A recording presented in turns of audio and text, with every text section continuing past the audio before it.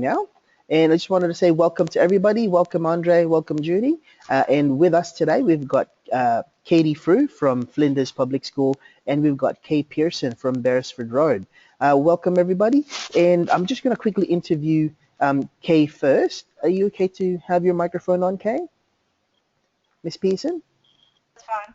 Awesome. So just a quick interview for yourself, Kay. Could you tell us a little bit more about yourself, what you do, and how many XOs does your school have? Okay, we're on Beresford Road. We have about 550, something like that, students. Every student has an XO because I think that's the only way to go. To start off with, it was just my class, which was a stage 2 class. We started with sugar. Then a year 1 class came, and then the boss asked us, all the teachers, whether they wanted it, and they all said yes. I think that was a really good way to start because they weren't being pushed on staff who didn't really want them or didn't know what they were. They loved the sugar, even though the training was a bit difficult. It was only 15 when hours. When the first Androids came, we started using them, and there were all sorts of teething problems, but since we've got the last version of it and we've sorted out some of our issues, then it's great. Cool, cool. And just on this one, what benefit has the XO given your students? I think the biggest thing is to be able to have instant access to the internet, to be able to look up things that you want to look up, whether it be an online dictionary, whether it's some sort of research that you're doing. That's really useful. It's also really good because they can work at their own level using an app like Duolingo, no, not Duo, yeah, that one, but also something like Schoolbo, where it's at their own level, so kids can work independently in literacy groups or something, and you know that they're going to be able to do it. Awesome. Cool. Thanks for that, Kay. Katie, just on your experiences as well, could you tell us a little bit more about yourself and what school you're from and how many XOs you guys have? Yeah, sure. So my name's Katie. I've been teaching for about 4 years, and I'm currently on a year 2/3 class at Flinders Public School. We're located on the south coast, about 2 hours from Sydney. We have 60 XOs in our school. This is the first year we've had them. They're just as a trial. We share them amongst 4 year 2 classes, which includes my 2/3 class. Our students pretty much share the devices between 2, so we've allocated 1 device per 2 kids, and they always use the same one, and they each have their Google accounts linked to that specific device, which works really well for us. So it's been a great learning experience, and we're looking forward to doing even more with them in the next 2 terms as well. Fantastic. And what benefit have you seen the XO give to the students?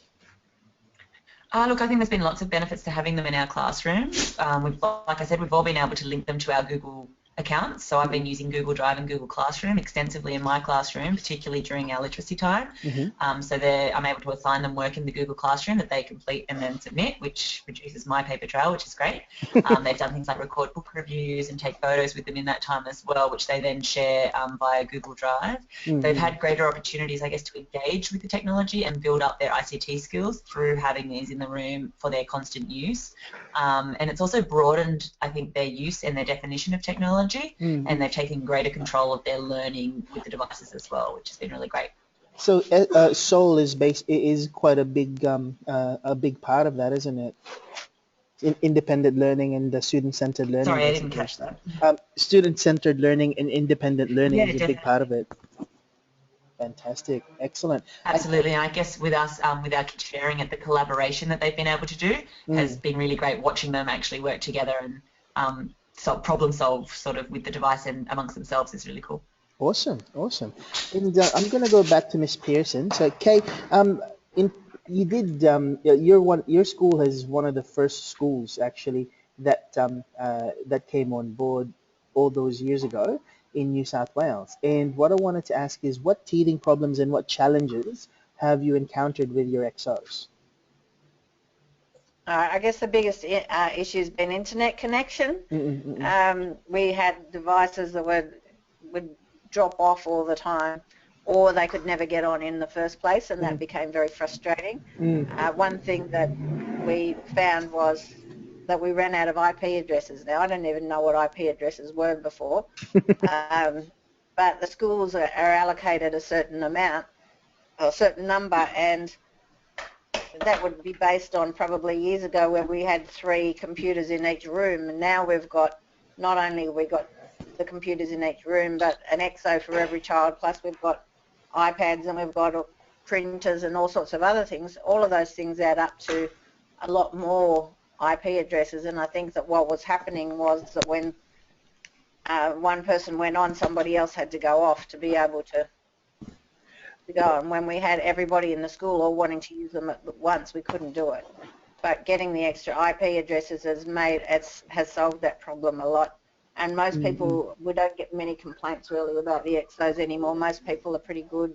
You have the occasional problems, but you know what, we used to have problems with the computer room as well, and still do with one of the computers not working or that sort of thing. But it's kind of like Murphy's Law. You prepare a technology-based lesson plan, and the technology you base your lesson plan on isn't going to work on the day that you need it to. Yeah. Every time. Yeah. Well, if the EXOs aren't going to work, the iPads aren't going to either, and people tended to blame the EXOs when it wasn't an EXO problem. It was just a number of people wanting to use the internet at the same time issue. I'm so glad you actually said that, because it's recorded, and every time a teacher is going to go to me and blame the EXO, I'm going to find that recording and play that. Just so it'll reassure me it's not the EXO's problem. And probably it is occasionally, but I remember that teachers always would complain about the computer room where you couldn't get onto the internet, or you couldn't save your things, or there are good things about it. And I think one of the biggest benefits, particularly with Savannah, who's here with me as well, with her problems, is that the problem-solving skills that they have learnt by the fact that things are going wrong are really valuable. And the fact that they think, well, this isn't working, what can I do and how can I solve that problem? So whether it might be turning it off and turning it on again, or going to connect and seeing whether it's still connected, that is very valuable, even though it seems to be time consuming.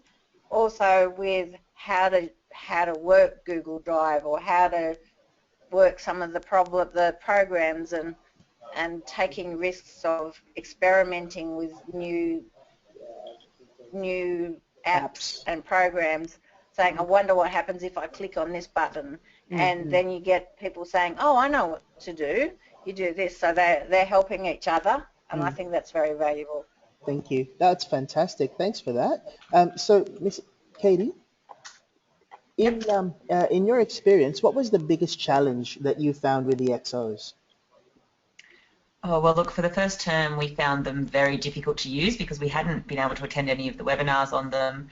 I wasn't involved in the decision-making to purchase them, so to be honest, I was a little bit sceptical. And we struggled to get the kids on the internet, struggled to get them to save anything, struggled to get certain apps working, and the list went on. However, since we have been able to come to these webinars, we've really been able to solve pretty much all those problems, and now we're using them in a much more efficient and exciting ways as well. Another challenge we faced was the not being able to mirror our device onto the whiteboards, but since you showed us the VNC server app, we've been really happy with how that's worked. It's so much easier rather than getting 26 kids to try and look at one tiny device out the front, so being able to mirror that up there is really great.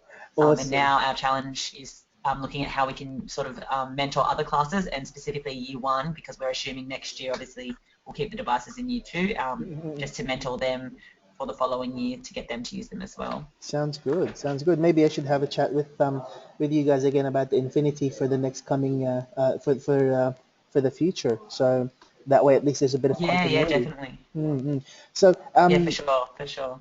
So what we actually wanted everyone to hear about is how both schools are using Google Docs and Google accounts and all that kind of stuff.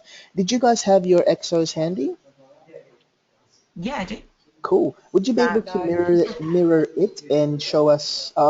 Because you are, I put you as one of the organizers. I can put you as presenter. If you want to prep your EXO and put it on VNC on your Google, Yeah, I've already got it up. So. All right, someone's organized. Okay. I'm gonna make you presenter, and Okay. you can select what screen to share if you've got dual screens or something like that. So just show my screen. Is that what I Yes, ma'am. press? Yeah. Mhm. So Cool. that, can you see it? Yes. Can everybody see Yeah, it? we can see it. Andre, Yep. Judy, Yvonne, can you guys see it? Yes. Awesome. Thank you. Okay. Do you want me to just walk you through what I do, or? Yes, please. Okay, so I've been using both Google Drive and Google Classroom sort of in conjunction in my classroom. So I really have only just scratched the surface, but we're really starting to use it more and more sort of every day. So in my Google Classroom, unfortunately, it's been interrupted this week with book parade, so you'll see a lot of the assignments aren't completed. So I like that you can set up sort of a few different classrooms. I just have my one because as a primary teacher, I don't really need to have, you know, too many different ones. So this is my my little classroom here. Like I've said, I've mostly been using it for my literacy groups, so it has to be a sort of a reading group activity Mm-mm. that they go away and do. So on the board you can see some of the assignments that I've kind of been doing. I often give them like a little announcement or something as well. So the top one will just go, whoops, sorry, I refreshed it. We've been doing inferring in reading this week. So the kids had to watch a video. I have uploaded that video onto my Google Classroom, and then there's a worksheet to do it. I love that you can create a worksheet for every kid. It's just so great not having to photocopy and have all that wasted paper when I can just do it on here. So you can see the inferring activities there, and if I go into that, you can see down the bottom there's a video there to watch and the activity. So it's just, this is just a basic one, just a basic example of what they do. So it opens up the activity in Google Docs, they complete it, and then they submit it. I can see all the work that comes in, I can see who's done it, who hasn't done it. I can actually mark it and I can make comments on it, and then I can send it back to them and they can check it as well. Sorry, just wait for this one to load here. You know, seriously, your colleagues from other states would be drop dead jealous right now for what you guys can do right now. Oh, really? Oh, it's just because New So South this Wales is is the just an only one example that's of like opened a up to Google, you basic. see. Oh, sorry, John. Sorry, New South Wales is the only one that's opened up to Google. All the rest are haven't Oh, of done that yet. course. Anyway, sorry. You go ahead. Yeah, no, I forgot that we only got it this year as well, so hopefully everyone else follows suit pretty fast. So yeah, this is just an example, so they obviously have to answer the questions in the box there, and then they submit it, and like I said, it's cool because I can mark it, write comments on it, give them feedback, and then they can go back into their classroom and get that as well. The video that you put In up, Google Drive.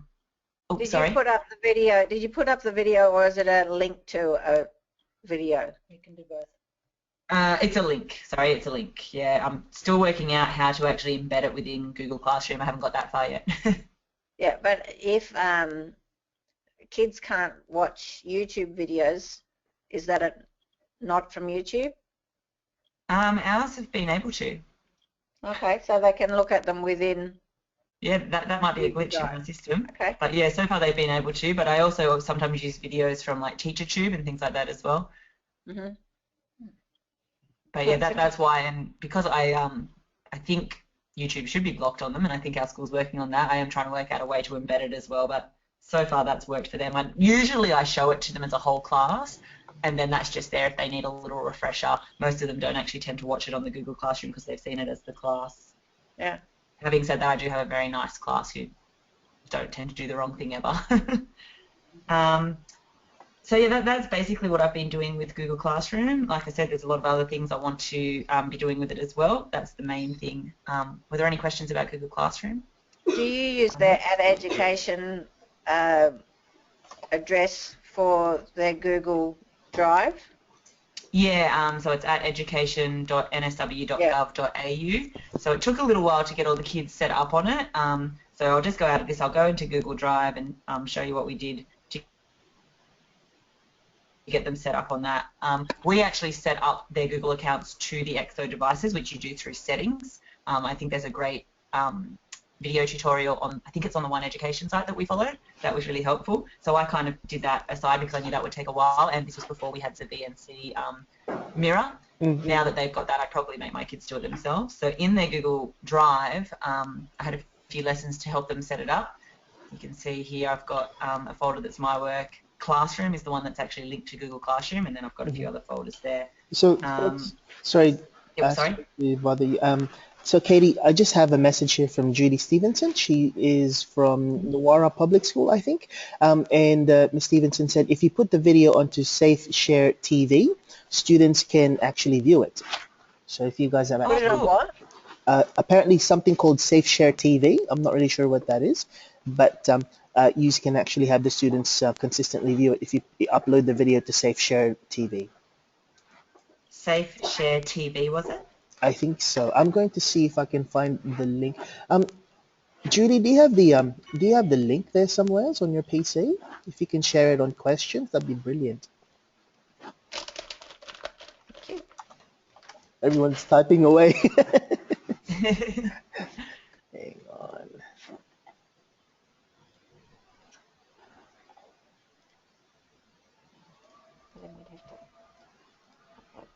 Do you want me to continue while we wait? Oh, sorry. Go ahead. Sorry. Go ahead. I'm just really excited to hear about that as well. So I spent sort of quite a lot of time getting them set up. Sorry, I'll just go back there. They created a folder in Google Classroom, and then if they click that little, you see that little information button on the side of the folder there. This menu comes up here, and what I got them all to do, they went into add people. And I gave them all my Google Drive, my Google email account, which is obviously through the department. They added me in, so now all of their folders are shared with me. So I'll just show you, if I go to the little 3 lines up there, I can go to shared with me. And there's all my kids' folders there. Huh, nice. So I can go in and see all the work that they're doing. They know that everything has to be saved into that folder. And yeah, we can sort of work with that together, and I can sort of edit things or mark things or send them back to them, and we can collaborate that way as well, which has been really cool. Ms. Stevenson actually shared. Sorry, Ms. Stevenson actually shared the website to everyone there. So it's safeshare.tv. Safeshare.tv. Okay, I'm just going to write that down. So is there no .com, no nothing after that? No, it's just SafeShare and then .tv. Okay, that's awesome to know. That's going to be great. Oh, you can paste a YouTube link here, and then students in within the DET can actually view it. That's pretty cool.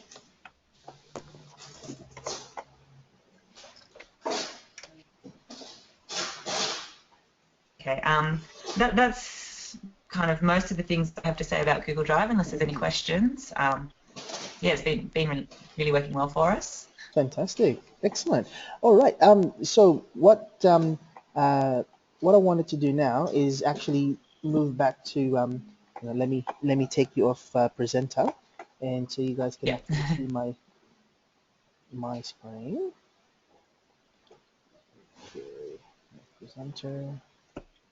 Yes, show my screen. Okay, cool. So, Kay, just regarding with what you guys are doing over at Beresford Road, you have so many XOs. How do you then manage the activities that you guys do? Are you using Google Classrooms as well, or? We have one teacher who uses Google Classroom. And we have some of the people in stage 2 that are about to start it. They are some of them are using Google Drive. But it's been a slow thing because I think people are a bit scared of trying to work out how to do it. Because obviously Katie is a lot further along than a lot of people. So what she just showed was assuming a lot of knowledge from people who wouldn't know anything about what Google Drive even was or is. I think that it's a bit of a scary thing. Katie, when you do things, do you use Google Docs to do your assignments in, or do you use WPS? WPS? So far we've been using Google Docs. Do you mean for the kids to do their Yeah. assignments? Yeah, Yeah, we the had kids been using Google. Sorry? When the kids are doing their assignments or doing something on their Yep. exos and saving it into Google Drive, are they using Google Docs or Google Forms or Google products, or are they using the WPS? Well, we had been using Google Docs, but there's just so many limitations with Google Docs on the XOs that we are going to switch to the WPS on John's recommendation, actually, because there's like I said, there's so many limitations on the docs. They couldn't even insert a picture into it. So I wanted my kids to do information reports and insert a picture, sort of a diagram at the end, and they couldn't do it. So yeah, we're going to be switching to WPS. The only issue with that is it's a little bit harder for them to save it to the Google Drive, but it's still doable. I think I'm just going to need to print out their email addresses for them so that they have that there with them every time, and then eventually obviously they'll get to know them, but for the first couple of times for sure I want those printed out before I start doing that. Why do they need to have their email addresses? It might not actually be an issue for you guys because you have one device per kid, but because we share them between two, in WPS you can only link one Google account to WPS. So yeah, they would kind of have to be constantly changing and re-adding them in. But that might not be an issue for you because you have one device per child. Yeah. I think you maybe need to go to your boss and say we need to have one device per child. Yeah, possibly. I'm not going to complain about that. Okay. But you I was just going to ask the same. Better than a lot of people do. So go ahead, Andre. Oh, sorry, I was just going to ask a similar question just because we're sharing devices as well. So just wanted to talk about it. Do the kids have to log out and then log back in? And how do you do that? Is that via what you showed me the other day, John, with in the Google accounts section down the bottom there where you hit those three dots at the bottom and then remove account, and then another child would be able to then access their own drive by logging back in? Is that right? Or pretty much. I mean, Andre, how many children do you think will be sharing each device?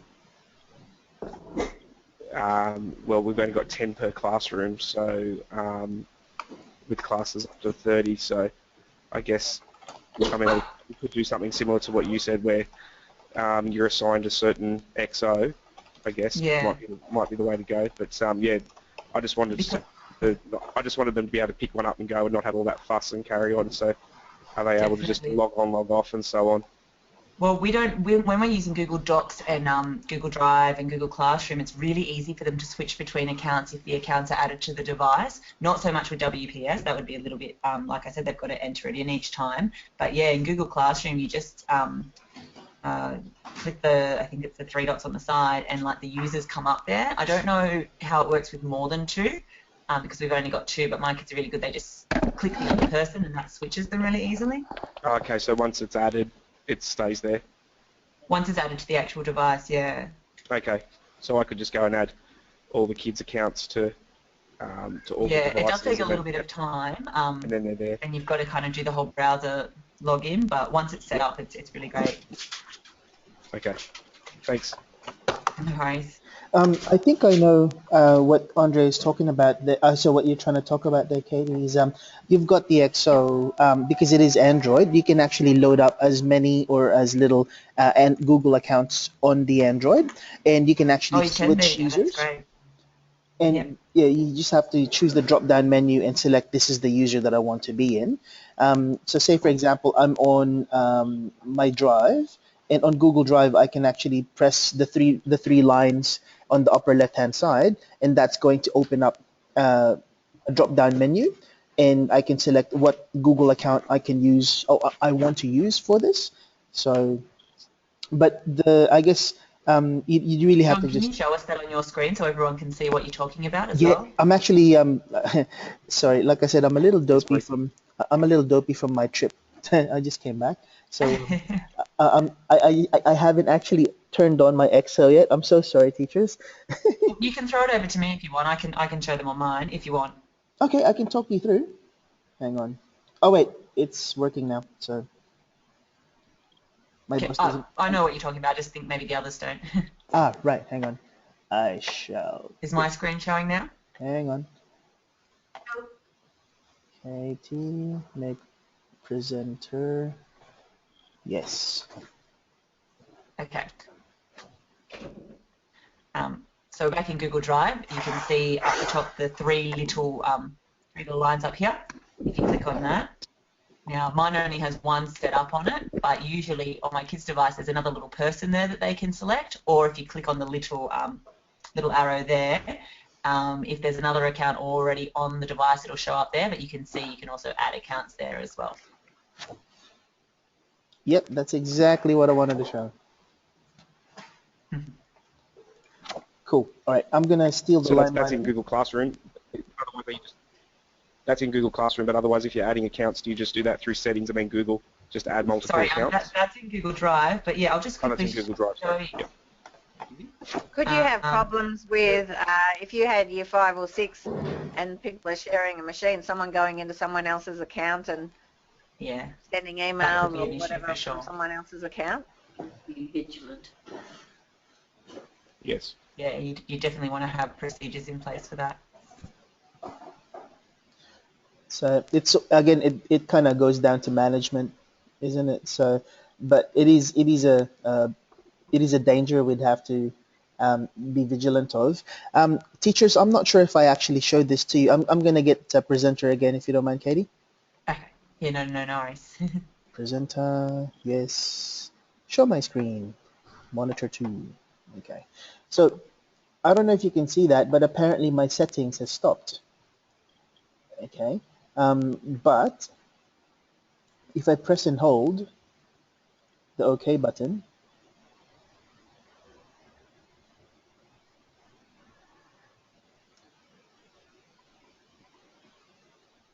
it's actually a password protection that fools the kids that, oh, settings is broken, blah, blah, blah. But I can actually, never mind. So getting back to the original topic. So I've got two Google accounts on my XO. I've got my family account and I've got my work account. So for me to add another account there, I'll just press plus account, Google, and as you do, existing, the three dots for browser sign in, and then logging in via your education.nsw.gov.au. Come on. You can do it. Seriously. There you go. Okay, so what you can do from there is add, say for example, in your case, Andre, if you've got 20 XOs across 40 students, so that's 2 students is to 1 XO, you could put both their accounts there, and after everything's said and done, you wanted them to save on their Google Drive. They'd have to be very vigilant in doing, selecting the correct person to save their work on. Otherwise, someone will take credit for the work they've done. So I'm going to press that, the 3 buttons, the 3 lines there. Could you guys see the highlighted? Yep. Yep. Okay. So if we press that.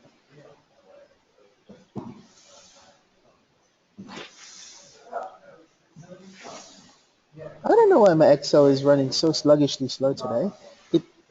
It's performing exactly the way I feel, which is not good. It needs some coffee, brother. It needs some coffee. Okay, and then I'm just going to press that arrowy thing there.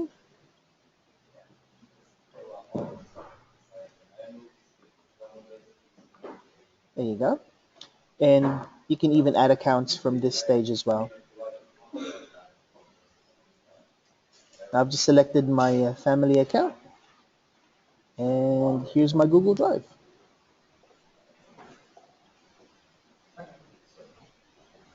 So I hope that answers the question, Andre. Thanks, John. Thanks, everyone. Cool. So getting back to Kay. So Kay, what programs or what activities are you excited about with what your school's using the XOs currently? I think the younger years, the most popular thing has been School Bow. Mm-hmm. has the advantage of the fact that kids they do a test at the beginning. It's just a game, but it feels like a test. It's a test, but it's a game that they play that will make them start at a certain level, and so that they're able to achieve success at that level. So someone who is really clever will start at a higher level and be doing more complex tasks than another child, but they can both succeed at that because they can still get all the questions right, or because they're getting easier ones that are appropriate for them. That means that kids are able to work independently, and it makes it so that if you've got a group of kids working on that at literacy groups, the teacher doesn't have to go over and help them because they know that the tasks that they are doing are at the child's level. So that's very popular. We have mind mapping is quite popular. I think that's one that we put on ourselves. We have Zoleros is very popular in a couple of classes, particularly when they then project it up onto the interactive whiteboard. Nice. It's one that's not on the thing. We've got our kindergartens are starting to use Scratch Junior. Our librarians doing it with kindergarten, teaching them how to do that. Yeah, we have Savannah's class who are using them for all sorts of different things. We've got people using it for learning Spanish with Duolingo, with some success, some not so much success. We have Literacy Planet, and they really liked Word Mania when that came out for a short time. That was very popular as well. Have they stopped Word Mania, have they? Sorry? The competition stopped. I think you can still play it. Okay. That's good because I love Word Mania. It's like Scrabble on steroids. Yeah, it's a good game. Cool. You guys are doing quite a bit with your exos currently. That's really, really good. Oh, the kids couldn't survive without them. I mean, I think that they've become so much part of their learning. It doesn't matter in every class in the school, I would say, that they would just be devastated if they couldn't have them. You would agree with that. Thesaurus, constant. Yeah, you've got thesaurus, you've got online dictionary. You can find out anything that you want to find out. You don't have to say stop the whole lesson and have one person go on the computer. Anybody can find out anything that they want to know instantly, and I think that's really very valuable. They can do their spelling in a creative way, or drills like maths drills with something like Maths versus Zombies. There's one that kids really like. Yeah, I've heard you talk about Maths versus Zombies before. Actually, could you talk a little bit more about that? It was a free app that I downloaded and then used the APK extractor to extract, and then probably almost every class has it on their machines. And again, that's another one that's at the child's level. So if they're just adding 2 plus 3, then they can add 2 plus 3, but they can be adding 695 plus 864 or whatever as well, because you go through the levels. And so all the kids are in their stretch zone where they're going to, at the level where they're going to stretch themselves a bit, instead of just being too easy for them or too hard for them. I would recommend that one to everybody. Wow. So when it comes to your students being able to, I guess, express themselves or do creative tasks, what do you use for that? Some people will use the WPS to create something where they're doing that. We have iPads at our school as well, so we tend to find that if we're going to do something that involves videoing, that's a bit better to use at the moment. I don't think anybody's used the music things I did last year to taught kids how to play some things on the piano, but it's generally not used as much for creativity. But I think as people get to know Google classrooms and be able to collaborate a lot more, then that will be more beneficial. Speaking of collaboration, I actually have well, Yvonne from Madang is in the audience at the moment, and she's agreed to host a kids meet over around the Penrith area. So big shout out and thank you to you for that one, Miss Foster. That's really good. Pretty excited about that too.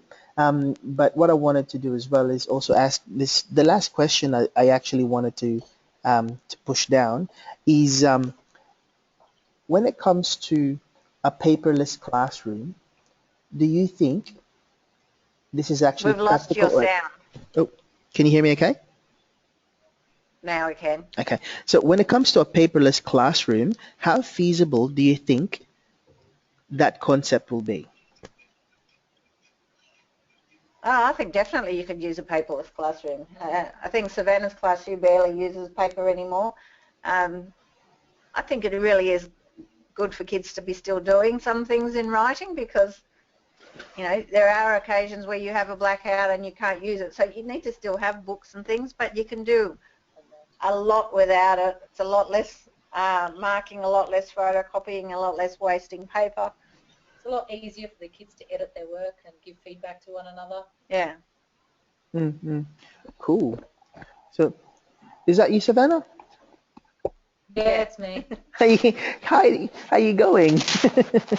I'm well. So I'll pose the same question to Katie. I mean, with Beresford Road, they've got a good one-to-one ratio. But so Katie, what do you think about the potential of a paperless classroom? Is it feasible? I don't think it's feasible to be completely paperless, particularly in the primary years. Like, it's so important still for them to be learning how to write correctly, and we've just noticed the shocking pencil grip that a lot of our kids have, and you know, there's a lot of important things there. But I definitely think it's feasible to pretty much erase the work out, like the sheets that you hand out, and just have them do sort of work, either they're working in their books or they're working on the exos. So to kind of, like Kay said, erase that kind of photocopying and those workouts, the worksheets that you're just kind of constantly making and giving out. That kind of side of things could definitely go paperless. Wow. Hang on. I think so. I've got Judy as well. She wanted to make a comment here. She goes, she actually shared this website called cleanvideosearch.com, and it says this eliminates many unwanted sites and gives you a clean search of YouTube. So that's another website that I can search for everybody. And Judy also says, I even insert images of merit stickers to their work, so if they choose to print it at home, but most of them are just happy to know that's what they have. I know personally, my baby girl. Cool idea to insert the stickers. Oh yeah, my daughter actually loves collecting those things, and you trade it after I think 10 merit certificates. You get another certificate of a different color, and you get enough of those upgraded certificates, and you get a badge or something like that. So it's like it's like a card collecting game or something. It's pretty cool. So, well, thank you so much for that, guys. I mean, look, it's short and sweet, but I wanted everybody to know what other schools are getting onto, and specifically, you guys are both Beresford Road and Flinders are successfully integrating the exos onto your to your classrooms and basically enhancing the way you teach, isn't it? I can't pronounce pedagogy correctly to save my life, so I'm not going to use it. But but I You did wanted. fine. Oh, thank you. Did you hear that, Rangan? I did fine. So, so what I wanted to do is just thank you both for helping me present, and thank you everyone for joining in. And if you guys have any further questions, I'd like to throw open the floor. We've got a few more minutes, but any other questions that you'd like to ask, or any specific technical related or school related questions you'd like me to solve for you or throw to the other presenters? Just having a look at Schoolbo, is that a paid app? Like you have to subscription based? No, it's called Aussie Schoolbo, and it's on the Exos already. It should be in the Yeah. latest build. Yeah, I've And got it there. I'm just trying to log on to it. the kids have to. I mean, you have to send Create them accounts. all your names, all your kids' names, and they'll the teachers' names and the teachers' emails, I think. But you Okay. don't have to give the kids' email addresses, and they will just give you a thing. Each of the kids will have something like Yep. John It's their initials. 6,754 or something. Once they've logged on once, they don't have to do it again. But the kids absolutely love it. They can then play it at home. They can play it on a computer, but you can also play it on iPads or phones or other things like that as well. Okay, looks great. I think that's very valuable to use. Cool. Andre, I just posted on my screen. Hopefully you can see it. The how to get Schoolbo Aussie.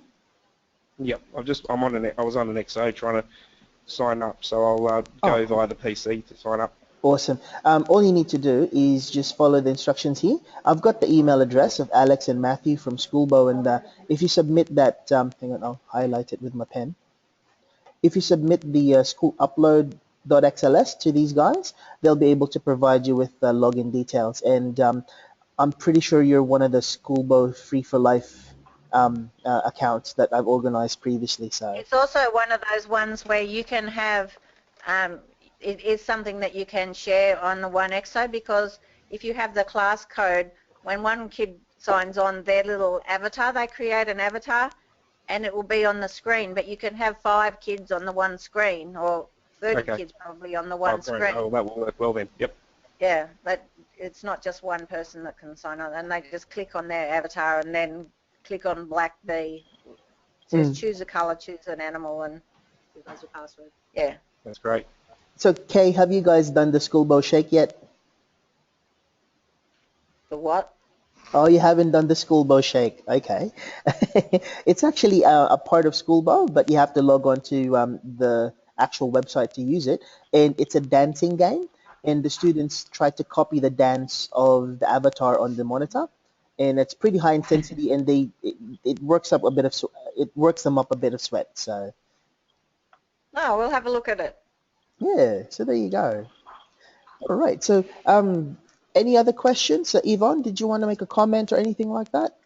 I know Yvonne's a pretty advanced user as well. Zippy Shake, that's the one. Zippy Shake, not Schoolbo Shake, Zippy Shake. Yvonne, did you want to talk about that a little bit? You can unmute yourself, Miss Foster. Oh, hang on. You muted yourself, mate. I can't unmute you. Okay, there you go. Hi, Yvonne.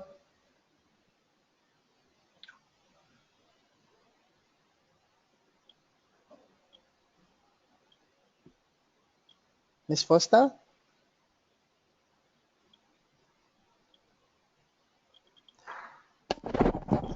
There you go.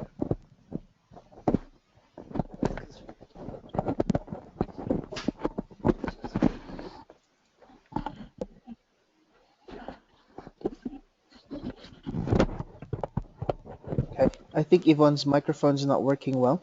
But Zippy Shake is a pretty cool activity, and that's I didn't. Sorry, it wasn't Schoolbo Shake. It's Zippy Shake. Yeah, sorry, Yvonne. But is it on the Schoolbo website? Did you would you be able to share whereabouts the Zippy Shake activity is, Yvonne?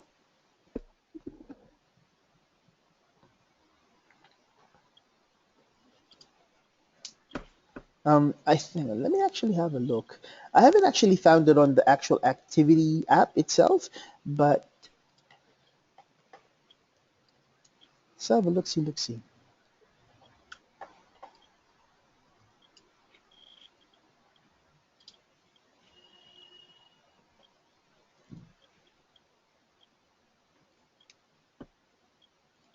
No, I couldn't find it. I'm gonna have to ask Yvonne to search it for me. But anyway, folks, what I'll do first is I'm going to get all of the get all of the websites that Judy gave us. So that's Clean Video Search, and this is safeshare.tv. So from what I can tell, safeshare.tv allows kind of bypasses the firewall proxy, so you can watch safe YouTube videos for the students. And this is TeacherTube. Cool. All right, guys, that's about it. If there's no more questions, we can proceed on. And yeah, let's join myself in thanking Katie and Kay for their participation this afternoon. Thanks, guys. Yeah, thanks for having us. It's been an absolute Thanks, everyone. pleasure. That was great. All right, folks, I shall Okay. leave you to it. Have a great afternoon. Okay. Thanks, Sean. Thanks, and I'll Right. speak Thank with you. you Bye. guys in a little while. Thanks. Bye. Bye. Okay.